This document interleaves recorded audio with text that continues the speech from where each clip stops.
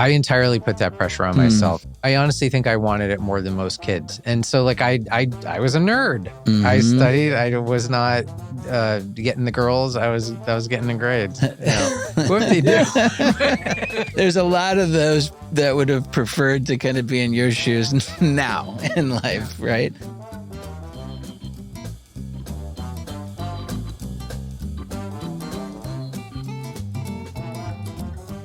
So a little behind the scenes insights for our listeners out there.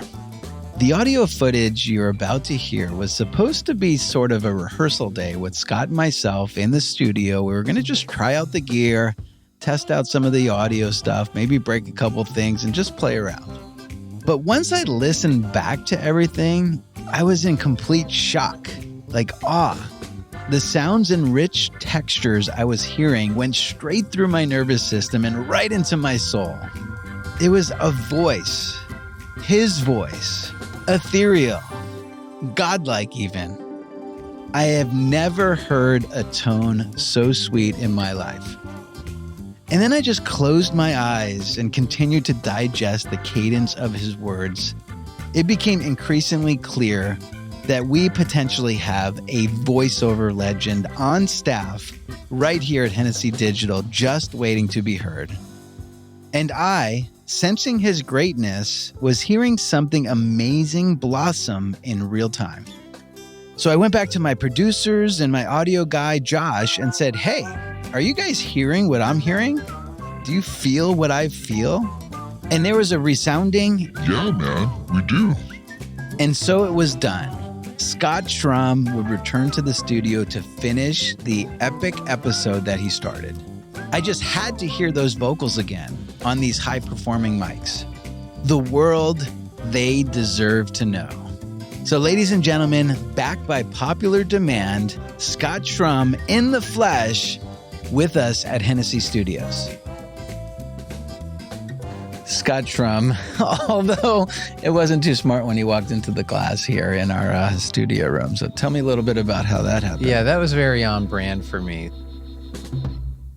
I was just putting my stuff down and said, oh, I got to run back out a second. Did a 180, bang, right into the plate glass. And your nose, I saw your lip mark on there. Yeah, and your nose mark I left there. definitely left a mark on the glass. I don't know. Later on, I got to go to the bathroom, see if it left a mark on me, but I feel okay right now. So for those that don't know, that are listening, we're going to go back to like childhood days. But first, tell me a little bit about what your world looks like now, professionally, personally. Yeah. So, but I'm president and COO at Hennessey Digital. I've been on this ride with you for a little over 2 years now. Mm-hmm. And in that time, gosh, when I started, what do we have? Like 50 some people.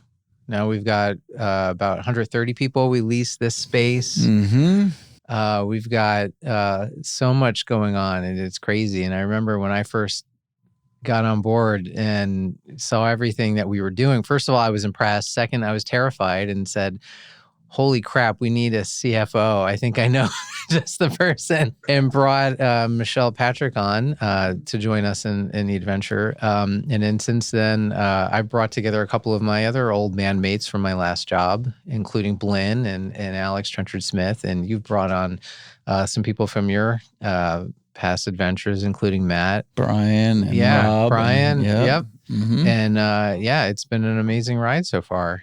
And just even what we're doing right now, a couple of years ago, true fact, tomorrow it'll be 2 years to the day since I first visited the space with Josh Bernstein, who showed us the space. It was July 1st of 2019. And if you told me that it's exactly 2 years later, we'd be sitting here doing this right now, I wouldn't even be able to envision it. So it's been 2 years since you stepped foot into this space, right? Yeah. And that was a pretty interesting time because we didn't know that there was going to be this pandemic, right? We needed a space. This was the first space. It seemed like it was perfect, but it wasn't available. Yeah. And it seemed like everything else that we looked at felt more like an insurance company on 18th floor. And so we landed here in the Television Academy campus. Yeah. And so here we are 2 years later, and we're making this happen. So thank you. You are the reason why we're here. Oh, thanks. And I remember, so we fell in love with this space, and they said, great, you should know that somebody just put an offer on it. We were like, oh. So that was like July, August of 2019. And then I remember we spent the next several months looking, right? Like every few weeks we'd go out with Josh and look at spaces. And like you said, yeah, we look at other ones. We're like, this, I don't know, this is okay. I don't know, I don't love it. And the one probably that we got closest with was basically the next building over at 5250 Lancashire. Remember the space that used to be the Institute for the Arts, and they were just about to tear that down. And there was a lot that we liked about that space. I think we liked this better, but we liked it. And we were getting close, and then suddenly we got the call, hey, 5200 Lancashire, that fell through. Are you guys still interested? We were like, oh my God. The funny story about that is, for those that are listening, when we went over to that, it was like an old educational, what was the name of the Art Institute? The Art Institute, right? And so they're like, well, what do you envision this look like? And I'm like, I don't really know. Like, and we I'm like, Scott, come here. Let's peek in. Let's see what's going on, right? And then there was like a studio, right? And it was like exactly what we needed. But they're like, well, if you want it to look like this, you got to let us know tomorrow because this thing's getting like knocked down and demoed. Yeah, there was like rubble everywhere. It was like in the center of the building. So there was no natural light. There was no power. And we're like lighting our way with our phones. We're like, oh my God, a recording studio. This is amazing. And they're like, yeah, this is getting torn out tomorrow. it had everything that we needed in there. But we did like that space, but this was even better. And then this opened up. That was late 2019, yeah. And then 2 years later, here we are. And, for the past year, obviously, we haven't been able to kind of get in here. But I think it's been on schedule anyway. It could have gone a lot worse. Yeah, we signed that lease literally several weeks before the world shut down. And at that moment, I was terrified. I was like, oh my God. I was like, what do we do? But it's worked out. So tell me a little bit about, that's the professional side. Let's hear a little bit more about personal side. Let's see. Well, I'll start with the present. So happily married with 2 kids. My wife, Anita, is an actuary. She was working out of our home way before it was cool, way before Hennessey Digital even existed. She's been with that company since the late 90s. How's that for longevity, right? Talk about loyalty. Yeah. And so we relocated from Chicago to Southern California in 2008 when I took a job. And her company didn't want to lose her. So they're like, we'll set you up with a home office or whatever. So she got set up with a home office at our home in Westlake Village. And that's where she still works, out of our home office. When we moved in 2008, we had a 1-year-old daughter named Diana. She's now 14. She starts high school in a matter of weeks, with less than 2 months. And we have an 11-year-old named Eleanor who starts 6th grade in the fall. So it's a big transitionary year, huh? Yeah, it's a big change of a year. But they're both so brilliant and funny, and they're good people. Like they're more than anything, I can just tell they're going to grow up to be good people. Like they don't know, if you ask them what they want to do when they grow up, they don't know yet, and that's just fine. But they're so bright, and they're just such good, conscientious people, both of them. Well, that's a testament to obviously the parents, the grandparents, right? Your childhood, your wife's childhood, right? How you guys were brought up. So, I guess that doesn't surprise me. I want to go back to young Scott, right? When you were growing up. So you grew up in New Jersey? Grew up in New Jersey, yep. Okay. Just me and my mom and my dad. I was an only child. Okay. Did you have grandparents that lived close by? Or so my dad's parents lived in Western Pennsylvania, where my dad grew up. So my dad grew up he was born in a town called Roscoe, Pennsylvania, and then the family a little later moved really the next town over called California, Pennsylvania. It's right along the Monongahela River, about an hour south of Pittsburgh. And so my grandparents still lived there. And my mom's father passed away before I was born, but my mom's mom and her new, nowadays you would call him a partner. That word, they were like a long-term couple, but they weren't married. My grandmother and I called him Uncle Gene, lived in Northern Virginia. So I would see them, at least a couple times a year. But in New Jersey, it was me, my mom, my dad, and I had some aunts and uncles and cousins kind of scattered around. What did your mom and dad do for a living? So my dad worked in a steel mill. He was a plant manager at a company that made steel tubing. Okay.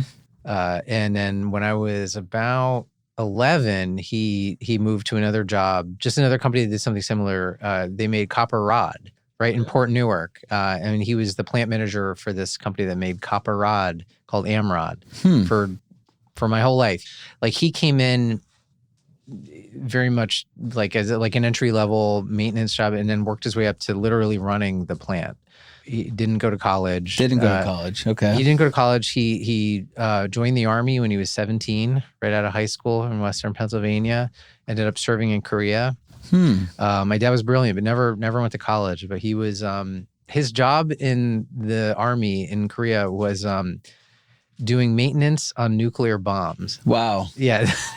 Talk about a scary, responsible job, huh? Yeah.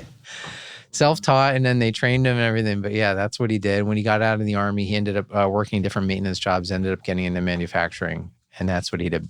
My mom, when I was young, she was a stay-at-home mom. And then when I was a little older and I was kind of, I was in school and I was self-sufficient, she worked in a bank for a while as a bank teller. She was there for a few years. And then the job that she had by the time I was a teenager, and she was there for, I think, like 15 years, she was a secretary at a prison in the New Jersey Department of Corrections.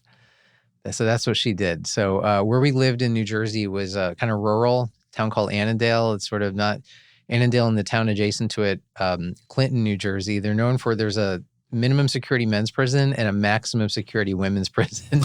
My mom worked in the easier one, the minimum security men's prison. It was so minimum security, there weren't even fences. So your dad's dealing with nuclear bombs while your mom is dealing with prisoners. That was in the Army. Yeah. Okay, but still. But I mean, this was minimum security. They didn't even have fences. I see. Like an escape would be a guy just like walked away and got in a car and took off. But, so yeah, that was her job until she retired. And so, as growing up as an only child, what did you think you wanted to do? Like, what was your dream? Like when people ask you, what do you want to do when you grow up?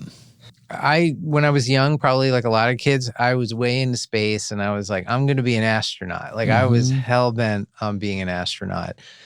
Let's see, this would have been summer after summer after 8th grade. I even went to space camp in Huntsville, Alabama.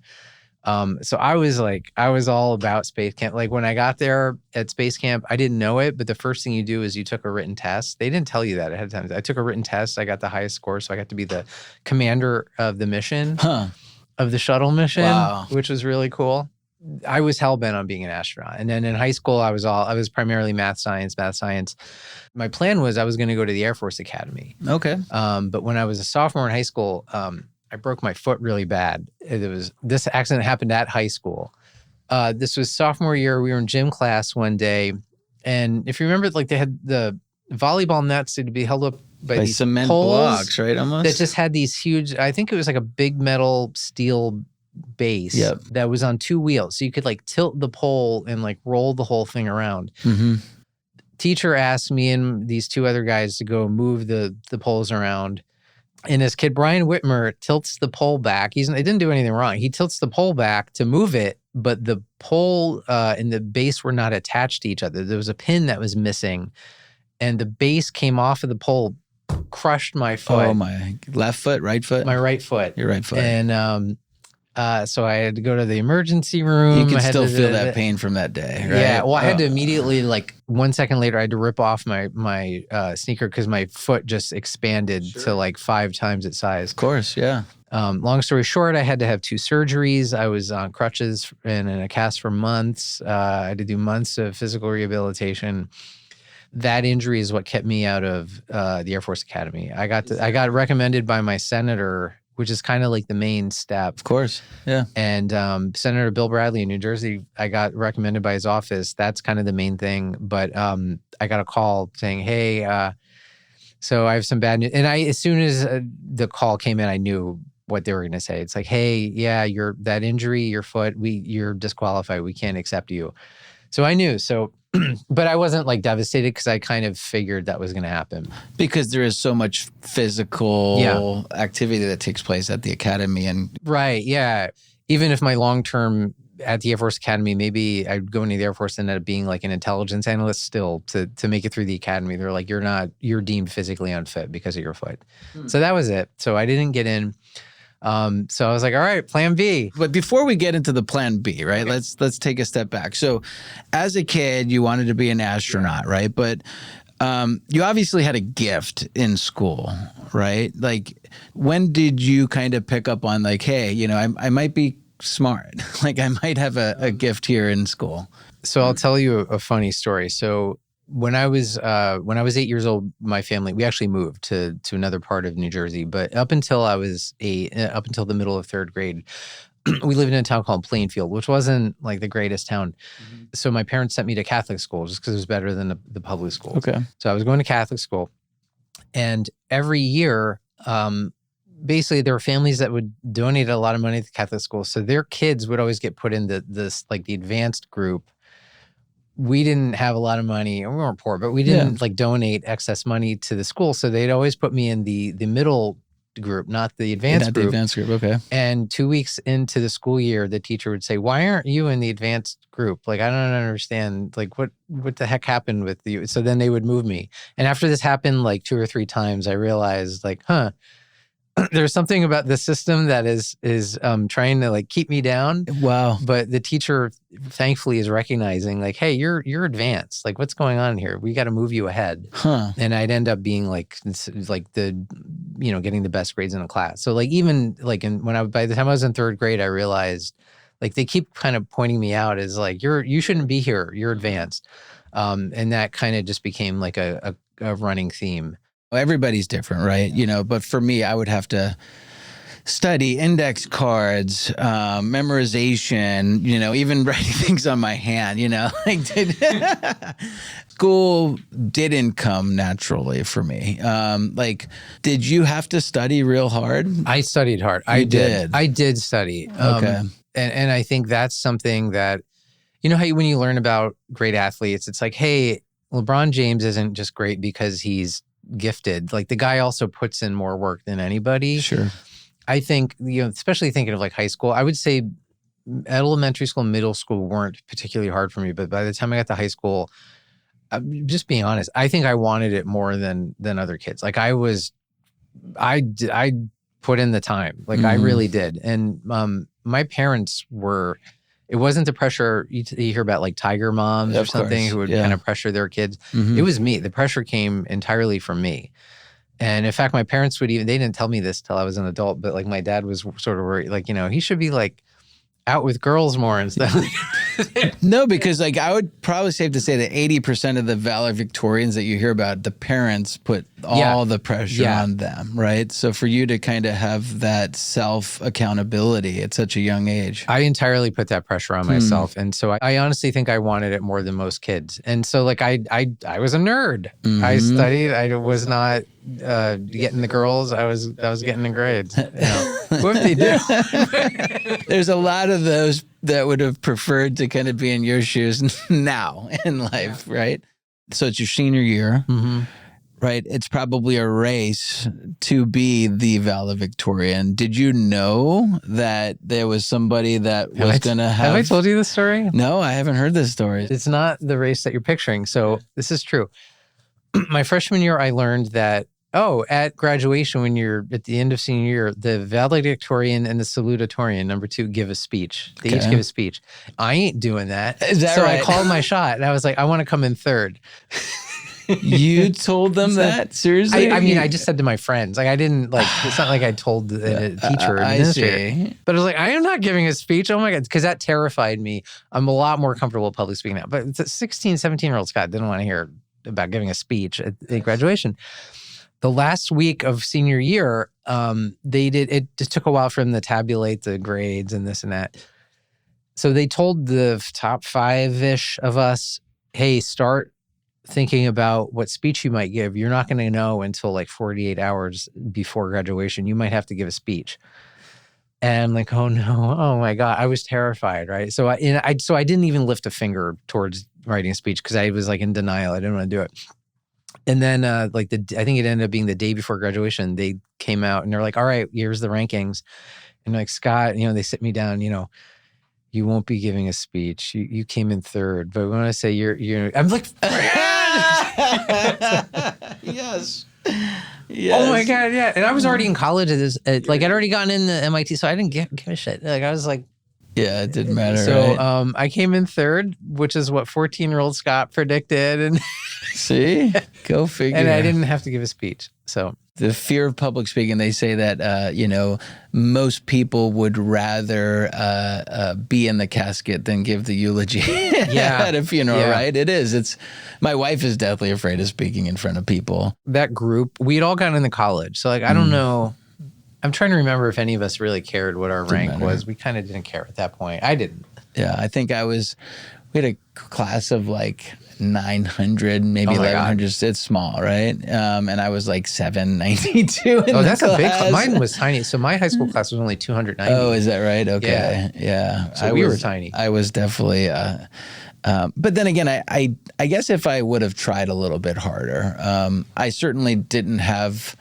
the natural ability. I had to work real hard in school. You didn't necessarily have the aptitude for the stuff that school wanted you to do. No, right? That's right. But in the real world, you've got more of the aptitude that matters. Right. Yeah, I think so. Yeah.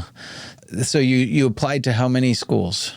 I applied to 2, MIT and Caltech. And what made you decide those 2? At the time, I was like all math and engineering. Because I was an only child, I was very close to my parents, but there was no way in hell I was going to go to college close enough that my parents could come visit every weekend. So it needed to at least be a few hours away. So MIT was like a 5-6 hour drive. Caltech was obviously on the other side of the country. It's in Pasadena. My parents indulged me. I said, I want to go look at Caltech. So we flew out the spring break of, I think, my junior year of high school. Yeah, it was spring of 92. We flew out here and we looked at Caltech and we looked at Harvey Mudd College, which is out in Pomona, like Claremont McKenna colleges. And Caltech was awesome. That was cool. And then I went and visited MIT. Caltech's campus is beautiful, by the way. MIT's campus is not beautiful. But across the river from MIT was Boston, which is like a cool, like the greatest college. It's like a real city, but it's also, there's like countless colleges in the area. So we walked around MIT for an hour and I was like, yeah, this will do. I like this. Let's go across the river. I want to go look at Boston. I mean, we went and like just did everything in Boston, ate seafood, went to a baseball game, blah, blah, blah. And that was it. So when I say I only applied to 2 colleges, it's less daring than it sounds because I applied early to MIT and got in early. So like by December, I got into MIT of my senior year. That took all the pressure off. And then I applied to Caltech because I was still interested. And I got into Caltech, but I had kind of already made up my mind I was going to go to MIT. So now when you were applying to MIT, right? So for those that are listening, probably know that MIT, it's like the top 1% of the top 1%, right? It's like extremely hard to get into that school. Was there any doubt that you might not get into that school? Oh, I didn't know if I'd get in. I was the first in my family to go to college. Like I didn't know... Like when we went and visited MIT, we didn't even know how to properly do a college visit. Like we didn't contact the admissions office. We just like showed up. It was spring break at Caltech and we just walked into the admissions office and my parents said, all right, here's our son. He wants to go to Caltech. And to their credit, the admissions people at Caltech were the nicest people. The associate dean of admissions sat down with me for like a half hour and got to know me. I mean, they could have just chased us out and said, get the hell out of here. I had no idea what I was doing. So the day that I'm sure you remember this day very clearly. Yeah. You got something in the mail, and it was either going to be a good message or a bad message, right? And so, walk me through that. So, did Mom get the envelope? Did Dad? How did that happen? So our mail would typically come in the early afternoon, and I remember it was the first week of December of my senior year, and I had sports practice after school, so I would. The week when I knew the letter would be coming, every day after school, I drove home from school just to check the mail and see, and there'd be no letter. And I had to like hustle back to school for practice. Did that like 3 or 4 days in a row, no letter. And then one day I'd stopped bothering her. I just didn't have time to run back home. Of course, that's the day the letter comes. So right before practice starts, I remember I was at a payphone at North Hunterdon High School, dropped a dime in, called home, hey, Mom. She's like, it's here. There's a letter from MIT. I'm like, what is it? Is it big? She's like, it's little. I'm like, oh, shit.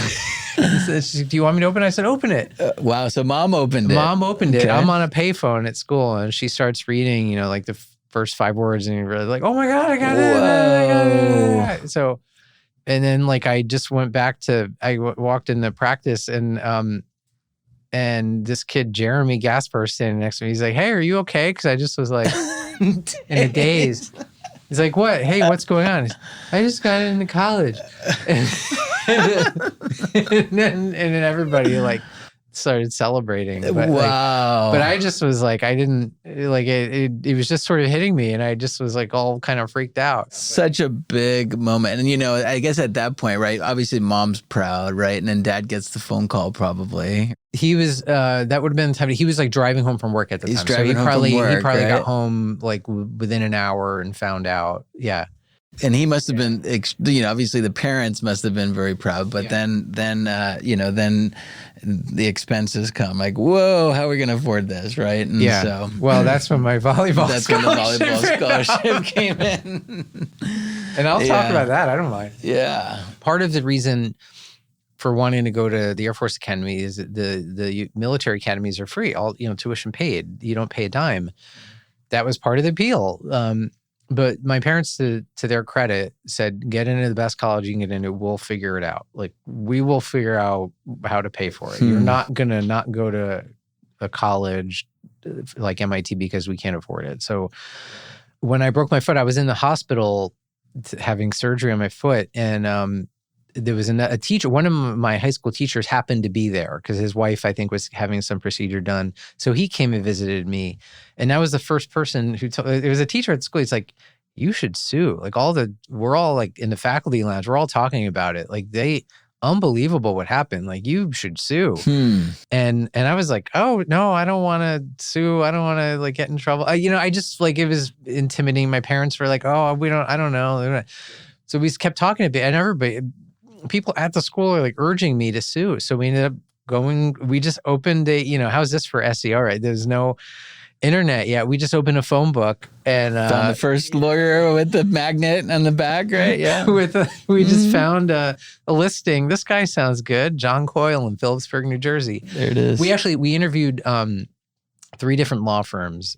They were like the local big firms. So like we weren't getting like the main guy. It's like, you're not getting John Foy. You're getting one of his minions, right? Yeah. Mm-hmm. And so we didn't like that. And then we went to another one, and the guy seemed a little too bookish. Like, we wanted somebody who was kind of like an aggressive bulldog. You know what I'm saying? So the second guy seemed a little more like a law school professor than so. The third guy was like, yeah, after school, we're going to sue them. We're going to sue the manufacturer. We're going to take down their insurance company. I'm like, you're hired. So the injury happened in early 1991. This case didn't settle till summer of 1993 when I was already out of high school. I see. But then we settled, but we knew the settlement was probably coming because the negotiations were happening for probably the better part of a year. Sure. We had to go to court. I had to sit on the stand and like talk to the judge, and because I was a minor, the judge had to interview me and make sure that I understood what was happening.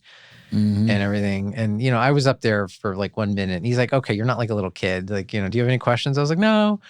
He's like, all right, you're good. Get out of here. So that was it. And that lawsuit is how that paid for MIT. That paid for MIT. Yeah, that paid for grad school too. But so that was what our mutual friend Tim calls my volleyball scholarship. And it paid for when I got an MBA later too. So that's interesting. So your high school paid for your college. Yeah, my high school's insurance company. Yeah. Hey, right. But, I guess at the same time, right, you ended up hurt, right? You didn't go to the college that you wanted to go to, right, with the Air Force Academy. Yeah. But I guess everything kind of was meant to be. Oh, yeah, absolutely. Right? Like the experience in college, I wouldn't trade it for the world. It fit me culturally. It fit me perfectly. I met my wife at MIT. That's, yeah. She was a year behind me. She was a 17-year-old freshman, and I met her. So she was a really smart one then, huh? She pursued me, for the record. But as did my wife. We could talk about that too. So yeah, it's a couple of hot commodities. See, look at this. But yeah, it really did work out for a reason, and it was for the best. So do you think about that a lot? Like, do you think about like the slightest little decisions that happen in your life? You getting injured, not getting into the Air Force Academy, ending up at MIT, meeting your wife, having children. Do you think about like the littlest things that really impact your life like that? I do. And I also feel it's a lot of, the life that we live feels kind of inevitable. Like it part of me feels like I almost would have just ended up in the same spot doing this right now because that's what I'm supposed to be doing. I know it starts to get very like weird and philosophical, but I think about it, but not to the extent, I don't think of a lot of like, oh no, what ifs, or like, am I in the right path? I just give you another example. So, working with you at Hennessey Digital, since college, I've had like 5 main jobs, like 5 real jobs. They've been in 5 different industries. I've had really 5 different jobs in 5 different industries. And I remember when I started talking to you about this role, and I was talking to some friends and some, mentor types, and they would say like, oh, like, but that's not what you've done. They're like, that's just very different. I was like, yeah, that's right. Yeah. But that's what I want to do. And the people who know me well know like, yeah, Scott's just going to kind of like, do what he does. Yeah. And, like any of my past jobs or my past adventures have just been, they've all been me. Like they've all felt very consistent with me. So like, I've never felt like, oh, I'm doing something weird or out of the norm. It feels inevitable or feels right. Yeah. I feel the same way. I feel as though, your life is going to happen, right? Yeah. And you just kind of act it out. Yeah. Right. Decisions that you make will lead to things. And then at the end of the day, you'll be able to like picture it all together like a puzzle. Right? Yeah. Yeah. All right. So I just want to kind of end here with a couple of quick questions. Who do you say had the most influence on your life? If you had to pick one person. If I had to pick one person, oh man. I'd say my dad, because like I was describing earlier, somebody, not college educated, the way he moved, and I didn't realize this when I was a kid, but especially in retrospect as an adult, he just moved his way up just by learning and working hard and just being so valuable, like that they needed him. You know what I mean? They couldn't function without him. And then eventually to the point where he was just running the whole operation without a formal education like that. Sometimes when I get a little intimidated by something, and I'm in my mid-40s, I absolutely still get intimidated by new challenges. I'm like, oh, I've never done this. I don't know. And I think about, well, my dad just taught himself everything. So I can, and I'm half him, so I can do that. So probably my father, yeah. Dad, okay. Most embarrassing childhood memory? Oh, man. Well, it wasn't running in the plate glass. Let me think. Most embarrassing childhood memory. I remember one time I was I was on the bus for school, going to school. And the bus, I think probably there was like a detour on the road. So the bus took a different turn than normal. I was probably 6 or 7 years old at the time. And just when that bus made a turn, I thought, oh my God, we're all being kidnapped. And I just started hysterically crying. Wow. And asking for my mom and dad. And when I got to the school, they had to the teachers had to surround me and they're like, he's having an episode. What's wrong with him? But I just had so convinced myself that we were being kidnapped because the bus took a slightly different path to school. Wow. And, some kids, I think, always remembered that about me. So that was probably my most embarrassing moment. Yeah, if that's kind of like pegged to Scott, right? When you think of Scott, he was thinking he's getting kidnapped, right? Yeah, the bus took a left and Scott flipped out. Okay, so you're in your car by yourself driving home from our beautiful studio here in Hollywood, California.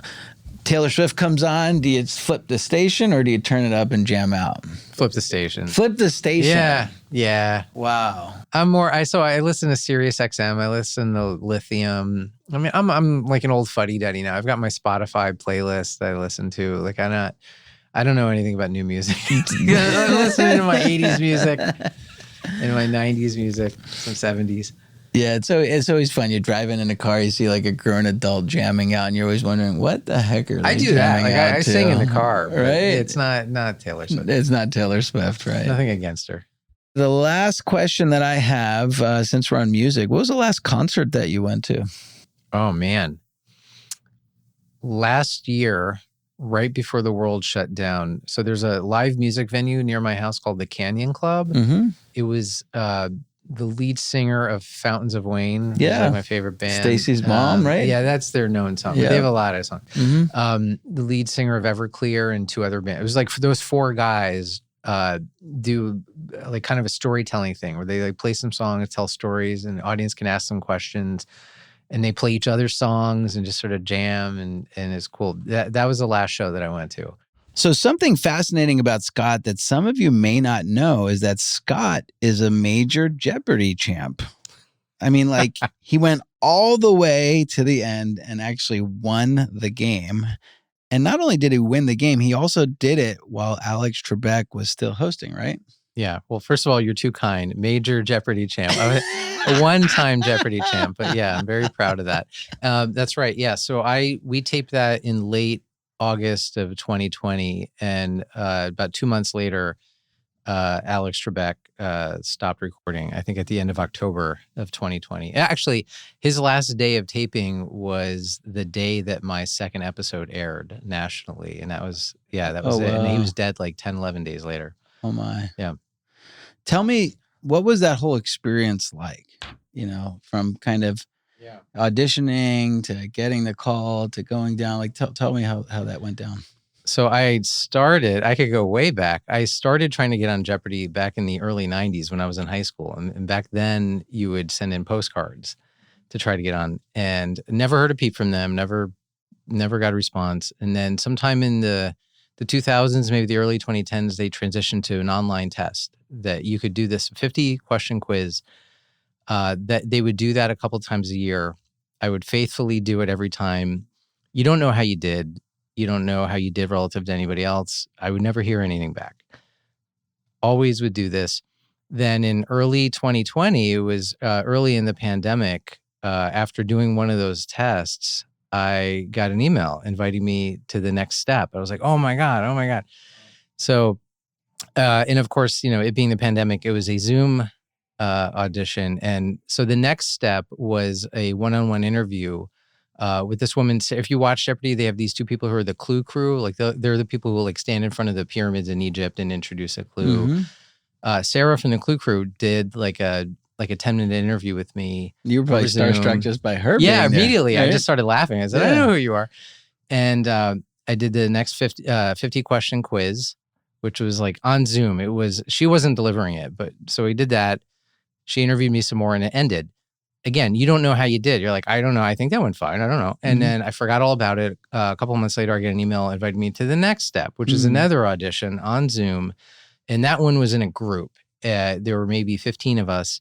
And they would take us 3 at a time and we would play a mini version of Jeopardy just for like a couple minutes. They just wanted to see, do you get the game? It didn't matter how many you got right or wrong. Did that. It seemed fine. They do a mini interview to make sure you're not a bore. It seemed to go fine. I forgot all about it. Another couple of months passed. And then in early August of 2020, my phone rang. It was an LA number. I was like, I'll pick that up. And it was Jeopardy saying, hey, you're going to be on Jeopardy in 2 weeks. How cool is that? They just give you the date and, be there or be square. Who was the first person you told? I ran downstairs and just like announced it. And So my wife, Anita, and our 2 kids, they all just heard it. And I just blurted it out. And And that's a show that you've been watching for like since you were a kid, right? Yeah, I thought about it at the time, and I estimated that I've seen over 4,000 episodes going back to the 80s. Yeah. And do they ever repeat questions on that show? They don't repeat questions exactly, but there is a finite amount of stuff. You know what I mean? You might get some Shakespeare questions that if you go back 7 years, it's like, they basically asked that same question. In just a different way. Yeah. And so how do you even, I know knowing that you watch the show, so that's partially training, but how do you even train or practice for like a show like that? So from when I got the call to when I was going to be on air was only 2 weeks. So I didn't have a lot of time, but I did two things. One, there's a guy named James Holzhauer, who's like one of the all-time winningest Jeopardy guys. He's a major Jeopardy. Yeah, he's a major Jeopardy champion. I'm a small-time Jeopardy champion. He recommended a book that he read before he went on Jeopardy. It's called like, The Secrets of the Jeopardy Buzzer. It's just a whole book devoted to the Jeopardy buzzer. I mean, it's really more of a pamphlet, but so I immediately bought that book and read it. And you learn the optimal. This guy tested the optimal way to hold the buzzer, so I used that way of doing it. The other thing I did in that short amount of time is I just tried to bone up on some categories that I knew are weaknesses for me, just to try to, like, I knew I wasn't going to get from poor to expert, but I would just try to get from poor to like not embarrass myself. Sure. So some basic Shakespeare things. European and British royalty. A good one that just sort of try to commit to memory is world capitals and bodies of water. So you just learn, the longest rivers in Asia and what are the capitals in South America, things like that. So I just spent those 2 weeks trying to bone up on that stuff, and that was it. And then, but really, it's kind of just all the crap you've accumulated in your head over, in my case, the first 44 years of your life before I went on air. You told me a story about how just kind of going to Chicago and taking the architecture tour was... Yeah. So my wife and I, we lived in Chicago for 6 years. And so the game that I won, the final Jeopardy, the category was awards and honorees. The final Jeopardy clue was he used his 1983 Pritzker Prize money to fund a scholarship for students from China to study their profession. And, then the music starts playing and I'm like, Pritzker Prize. Crap. What the hell is the Pritzker Prize? And I was winning going in the final Jeopardy, but, I was like, I have to get this right if I want to win. Sure.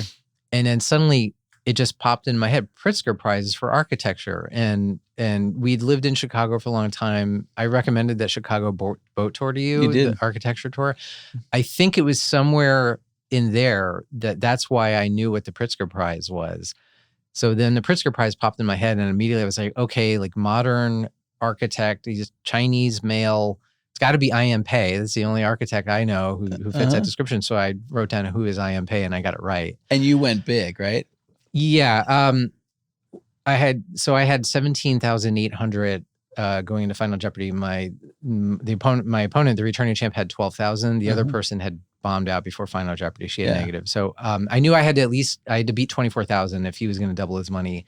So I bet 6,300 and I ended up winning 24,100. That's amazing. And so when you first get there, right? And you're like, it's like surreal. You're like on set. Yeah. And in walks Alex Trebek, right? I mean, were you like nervous or confident? How are you feeling? You know what's so funny? Of that experience that day, playing the two games that I played, I remember maybe 20% of it. Sure, I don't even remember it. Yeah, and the game happened so fast. Like the clues come. If you happen to ring in and get it right, you just immediately pick another clue, and you're just flying. You're not even aware of the scores. You're barely aware of what's going on. Trebek himself was awesome, and you had a little bit of interaction with him, but he basically. The music would start playing and you didn't see him. And then he would just come out and say a few words and the game starts and that's it. Like you're off to the races. But I felt like after 4,000 episodes, I got the game and I knew what to do. And I felt very comfortable. That's awesome. And everybody that knows you saw it back home. You were a star for a couple of days. I have a funny Trebek story. So they do those little interviews after the first commercial break, and he interviewed me about improvisational comedy. And by the way, you don't know what he's going to interview you on. You give them 5 topics. You have to come up with 5 interesting things. He can ask any one of them. You don't know what he's going to ask. So he asked me about improv comedy and then asked, don't you have a lot of jokes up your sleeve? Like, don't you kind of cheat? And I said, no, honestly, it's truly improvised. And then we went on, we finished the round. Then you go to a commercial break. Alex just started talking to me again about improv. He's like, really? You don't have canned jokes? I would have canned jokes. That's amazing. And I was like, oh my God, Alex Trebek is like honestly interested in my story. That's And cool. he kept talking to me. It was so cool. He was terrific. So based on that, if you haven't guessed already, Scott, we're going to play a version of Jeopardy. Okay. Right? And this is where you're going to be able to show off your vast trivia skills and knowledge. Bring it on. Of course, showcase that silky sweet voice of yours. You in? I'm totally in. I trust me. Like I said, I've been training all my life for this. So it's the one thing I'm good at. All right. So, but also, you may have guessed that we're going to play our Jeopardy version, but it's got a little extra spice. Okay. Today at Hennessey Studios, for an audio audience only, no cameras, please, you're going to engage in a yet sophisticated version of Strip Jeopardy. Okay. So instead of getting points for correct answers, you'll have to remove an article of clothing for every incorrect answer. Okay. So I hope you brought some layers here today. Is it too arrogant to say I like my chances? Not at all. But for real, jokes aside, let's put the witty, the clever, the uber smart Scott Shrum to the test to see how many trivia questions he can get right of these very so tricky 30 or so that I have here. 30. In my hand. Whoa. I should have worn layers and layers of mittens and earmuffs and everything. All right, so these are the categories, Scott. You're not going to do the Jeopardy music? We probably don't have the rights for that. Yeah, I don't know. Maybe we can do something.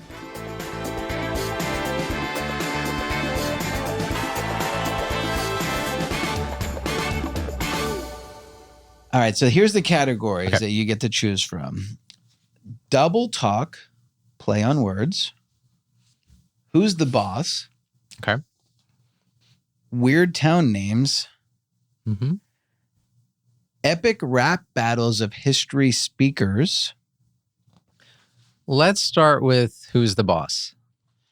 All right. So you have 100, 200, 300, 400, and 500. Let's start with 100. This Facebook boss once had "I'm CEO bitch" on his business card. Who is Mark Zuckerberg? Let's take the same category for 200. There's debate as to whether this English boss recent 50-mile trip counts as losing his space virginity. Who is Richard Branson? 300. This quantum chemist is sometimes described as the de facto leader of Europe. Who is Angela Merkel? I'm impressed. Let's do 400. This rapper served as boss of Def Jam Recordings from 2004 to 2007. Ooh. Who is P. Diddy? I would have guessed that too. No, I got it wrong. What was it? It's Jay-Z. Oh. Oh, hold on a second. You got to take off an article of clothing. All right. All right. So we'll do that. That's so easy here, man. Okay. Oh. Take off my hoodie? There you go. Okay. I dressed like Mark Zuckerberg, but now the hoodie's coming off. This Enron founder was still the boss when it collapsed in 2001. Who is Jeff Skilling? That's not it? It says who is Lay. All right. What are my remaining categories? You've got double talk, play on words, epic rap battles of history speakers, weird town names. Let's do double talk. A cartoon version of a Roman emperor uses this slogan to sell pepperoni pies. What is pizza pizza? Nice job. Let's do double talk for 200. Also known as the common dolphin fish, its name comes from the Hawaiian for very strong. What is mahi mahi? Dance frequently done by a line of dancers to the music of Orpheus in the underworld. What is the can? He's currently serving a life sentence for his 1968 assassination of a presidential candidate. Who is Sirhan? Pretty good, man. You still got a lot of clothing on here. Yeah. All right. 500. Washington State's second largest prison is at the ominous address of 1313 North 13th in this small city? What is Walla Walla? That's freaking impressive. See, that's an example of one that I don't know the answer, but when you watch Untitled Jeopardy, like you just sort of triangulate it. Like, I know there's a town in Washington called Walla Walla. I'm going to go with that. Like, I didn't know it. I see. That was a guess. You seem pretty confident, though. You got to sell it. All right, so we've got epic rap battles of history speakers, weird town names. Well, I'm really feeling myself after Walla Walla, so let's go with weird town names. Let's hope I could pronounce some of this stuff. Zix, the alphabetically last town name in the United States of America, is located in this state. It's spelled ZZYZX. What is California?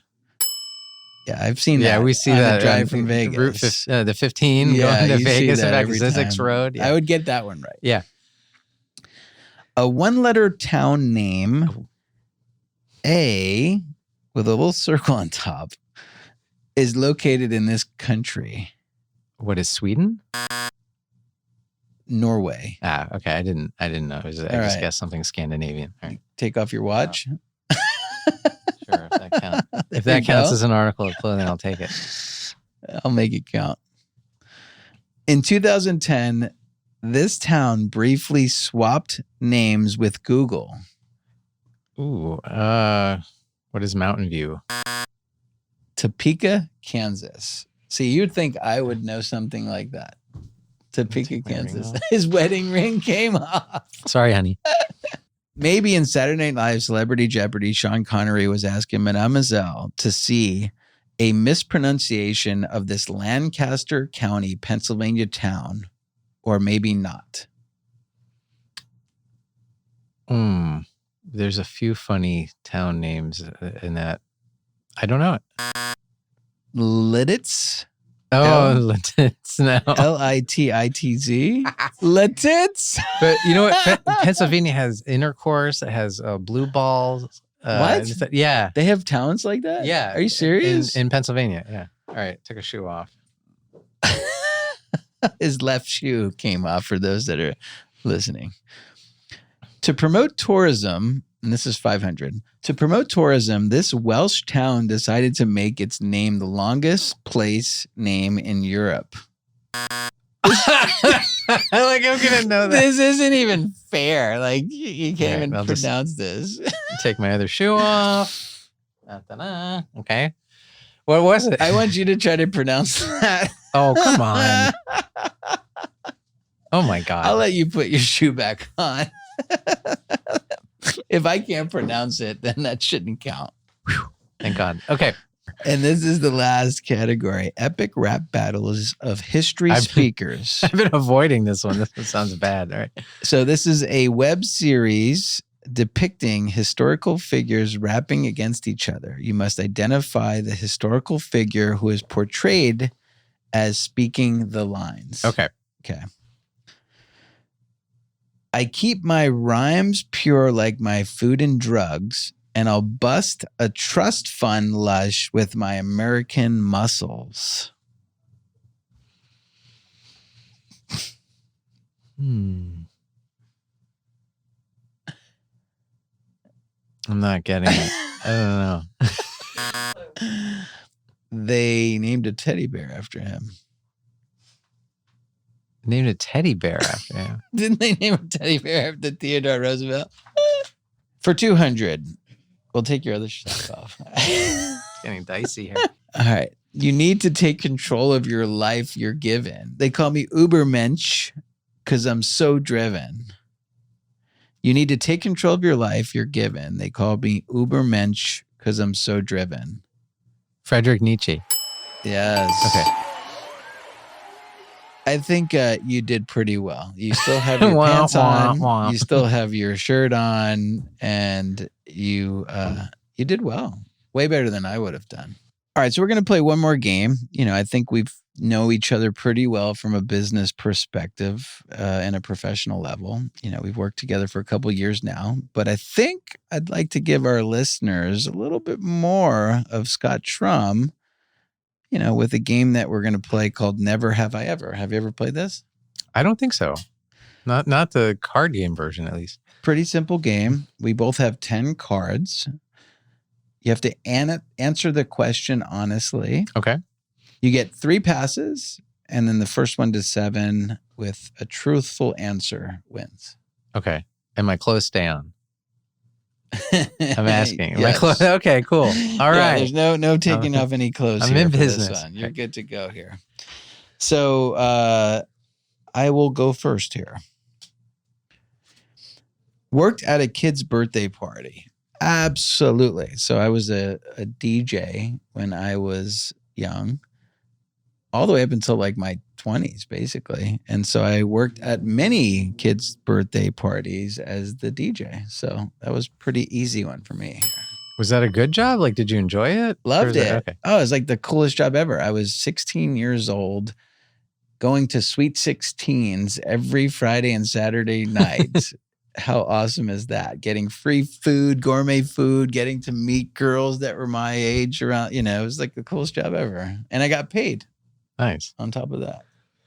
All right. Been hammered at a movie theater. I have never been hammered at a movie theater. I don't think I have either. Did they even? I guess some of them now, like Movie Tavern, like nowadays they That's have a big that. thing. But yeah. back when we were growing up, Yeah. like, they didn't have that. No. Unless you got hammered before you went to the movie theater, right? Can't say I've ever been hammered at a movie theater. Okay. Done a keg stand. Who hasn't? That's one of the things that we did when we visited my buddy at a college. The same buddy that also gave me the mushroom. Man, talk about a bad influence this kid was. Yeah, we've done keg stands there. So that is yes. All right, my next one. Ran out of the office to have diarrhea somewhere else. Ooh. I'm going to say no, although I can come close. One time this is in my last job. I was in a meeting and somebody was talking about something and I just said, I'm sorry, I don't care about this. And I just got up and walked out. And from when you walked out of our door to our suite, you were outside. And I just walked up to a bush and threw up in this bush twice, just like 2 like large volumes threw up. So that's as close as I've come. Got it. So you never had an accident down, like never had an accident in the back of your pants? No, not like while I've been like a grown ass man. Yeah. I don't think I've ever. I was with a friend that did once. We were working on he had a job and he was delivering like sodas or something. He's like, man, I gotta go so bad. I don't know what to do, man. I'm like, what do you mean? He's like, I gotta. He goes, I think I just went a little. Oh Jesus! And he goes, I just went a lot. He's like, oh my God, what do I do now? And I'm like, oh dude, I don't know. Go to the bathroom. Yeah, that has never happened to me, but I was with somebody when it happened, which brutal. was kind of not fun to watch. Danced drunk on the top of furniture. No, I don't think I've ever danced drunk on the top of furniture. I've danced drunk, but not in that setting. All right, let's see. Opened a beer with my teeth. Wow, I'm not that much of a man. So no, I don't think I've ever done that. You still have all your teeth. So. I still have all my teeth. Wow. Do people even do that? Oh, that's hardcore. I have opened beer with my ring. That's like a trick, right? You just kind of like pop it and it just kind of opens. Yeah. I mean, I don't know. I've opened like cheese sticks for my kids with my teeth. I can't say I've opened a beer with my teeth. Worn Reebok pumps. Yes. I am not even lying, man. I will show you this right now. Those are so fresh. So we have a mutual buddy. His name is Alex Valencia. It's so random that this question would come up. And so I was texting Alex because I bought a bunch of shoes. I was at the sneaker store recently and I was buying a bunch of shoes. And I shit you not. Like I texted him saying, I just got the new Reebok pumps right there. There's a picture on my phone. You can verify it. Yeah. I was kind of kidding. I just was being a little bit nostalgic, but that's funny that this would come up here just like that. Oh, I remember in high school, the first kid who had those. He was like a celebrity. Coolest kid in the whole school, man. Rocking those Reebok pumps. All right. Made breakfast for someone in bed. Yes. Yes, I have done this. I've done this actually for my wife and for my kids when they haven't been feeling well. Oh, Yeah. See, you're a good husband and a good father. Gambled my rent money. So I had a time where I was like pretty addicted to sports betting for a while, but it wasn't rent money. I guess it'd be mortgage money back in those days when I was young, and I had a couple houses, and so I had multiple houses. So, and I had, I didn't probably have enough money at the time to kind of carry all of the houses at once. So I guess I was kind of feeding into mortgage money when I was gambling back in those days. That was after your keg stand. Yes. You did that. Gone a year without changing the Brita filter. Oh. I don't think so. No, I'm kind of like a by the book kind of guy. Like I could see that. Yeah. No, that sounds gross. I've never done that. Had sex on the first date. I have had sex on the first date. Yes, that's pretty easy. Okay, you. Eaten something out of the garbage. I have definitely done that. Yeah. What was it? So this actually just happened. Like in the last couple Something that weeks. you do currently. Okay. It wasn't when you were drunk at the movie theater. I'm nibbling on something out of the garbage right now. So this just happened. Like in the past week, we were at In-N-Out, and I took all the stuff. We were kind of done, and then I threw everything in the trash. And then my daughter said, "What? No, those fries, we were still eating them." And then I looked in, and I was like, "Well, they're just kind of sitting on top, and like they're not really touching anything." Yeah. So I pulled them out, and we just kept eating them. So, yeah, In-N-Out fries, you can't like throw those out. I think I've fished pizza crusts out of the garbage. Have you? It's not like something that's been in there for 3 days, but I'm like, you know what? No, I'm gonna nibble on that. I'll pull it out. I had a friend that had this weird thing where he would only eat 4 French fries at a time. Oh. And so like he'd have to pick up 4 French fries and eat it. And then if he came down, he had like 3 left, he would throw it out. Like that was just like his superstition. That's full blown OCD. Yeah, it totally was. Yeah. So we're tied at 6-6 right now. Okay. Take an Adderall to be the most productive person ever. So I've tried Adderall one time. Somebody gave it to me, and I just want to see like what was this whole thing about. And it's like the weirdest thing, man. Like you take it and like you go to the bathroom and your whole pupils are dilated. Like they're just like huge. And the next thing you know, you're just talking to everybody, man. Like I was at a conference. It was like one of the legal conferences, and I'm like really tired. And Paul, a mutual friend, I won't say last names, gave me this thing. He's like, "Here, why don't you try one of these?" And I'm like, "Okay, right." And I'm like, "Will it wake me up?" "Yeah, okay." And then sure enough, man, I was talking to I should do that. I drummed up so much business because of that pill. I know who you're talking about. And this person, Paul, zips around conferences like a dragonfly. Now I understand why. Fallen off a boat. No, I've never fallen off a boat, although I fell off a dock into the Charles River in the pitch black one time when I was in college. And I like almost drowned. Yeah. Did somebody have to jump in to try to save you or what? They couldn't even see me because it was so dark, but I was able to like I got the wind knocked out of me when it happened, but I ended up being able to pull myself back up. But that was actually a little scary. Yeah, no, I've never fallen off a boat. Given a homeless person money just because they had a dog. I don't know if I've given them money just because they have a dog, but sometimes you see homeless people out there and they've got like, they're in a wheelchair, they got one leg and they got a dog, and you kind of feel bad for the person, but you also kind of feel bad for the dog, right? Yeah. Because I didn't really choose that life. Yeah. And so sometimes I will, donate both to the dog and to the human being that's with the dog. So that's tough. When I see the pet within, that tugs on my heartstrings. Yeah. Set my hair on fire. What am I, Richard Pryor? No, I've never set my hair on fire. Called in sick because I was hungover. Oh, I used to do that like once a week when I was like in high school, man. Yep. I've done it. You had a more fun high school experience than I did.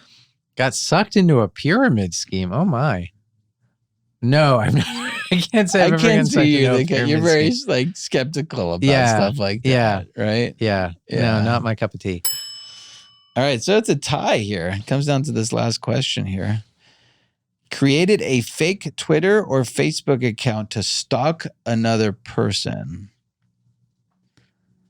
I've never created another fake Twitter account to stalk somebody. I have created fake Twitter accounts before to try to get in touch with different people, but never to stalk anybody. So your definition of stalking goes around. All right. Lost a fist fight. Oh, God. You know, I think in my life, I'm 1-0 in fist fight. I'm not like, I was never really a fighter, but like the one time I got into a fight, What was that like? What grade was this in? And what the heck did the kid do? You're not going to believe this story. I was in second grade and the kid was, I think, in seventh grade. What? And it was on the school bus. And like I was this little kid with this impossibly large backpack and this kid who was way bigger. And it was a Catholic school where it was like K through 8th grade all on one bus. So you had, we were really big kids next to really small kids. And I got up as we were getting off the bus and this huge kid pushed me over and I tipped over and I got up and, the backpack was like no longer on my back. And I just jumped up and poof, I nailed him so hard. And he kind of like staggered and then just got like so embarrassed that he ran off the bus and everybody was like laughing. Oh. And he never messed with me again. That was barely a fist fight. But I was waiting for like the Christmas Story, Oh, like Scott Farkas, I just unloaded on him. Yeah. No, I was kind of just like one blow. I mean, a second grader. I mean, how hard was I hitting? Of course, yeah. And he ran away and he was just like permanently embarrassed by that story. So then I was, I'm like, I'm kind of a badass. Yeah, and then that was it. Don't mess with this second So I'm calling it 1-0. Well, I'm going to say that you won because the Facebook Twitter account was kind of a dodgy kind of answer. A little dicey so there. I will give you this game here. So there you go. Since you drove all the way down here, I do have a gift for you. And this is a gift that you played a major part in. And because you went to the COO Alliance and there was a thing called the Big Idea Calculator. Yep. And it was like line 4 on the Big Idea Calculator. And you basically, what was the Big Idea Calculator? What was that?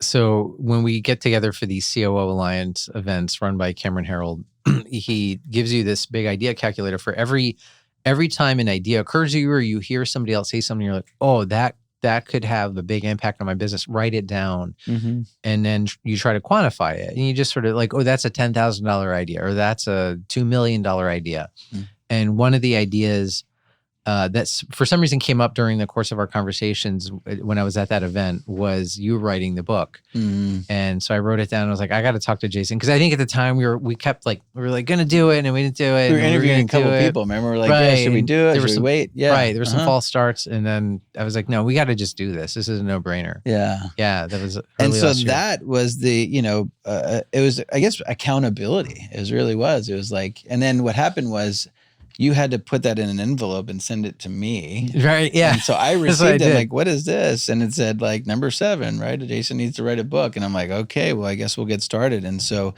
we ended up engaging the company Scribe to help us out. It was published under Lion's Crest. And 18 months later, we now have a physical hard copy book here. And so thank you for that. Thank you so much. It's signed in there for you and everything. I've got my another physical copy coming from Amazon. But now you can leave me a review. Yeah, so, that's right. There it is. I'm a verified buyer. Thank you. Well, Scott, I sincerely appreciate you coming into the studio. And it was really fascinating. I've known you for probably 5 years now, maybe a little bit more, but it was interesting to kind of learn a little bit more about your childhood. And Like I can see you going back to your childhood. Your eyes were lighting up, when you got into MIT, like you were reliving that moment. And it was fascinating to watch. So it's a highlight for sure. Thanks, Jason. Yeah, appreciate you being on the show.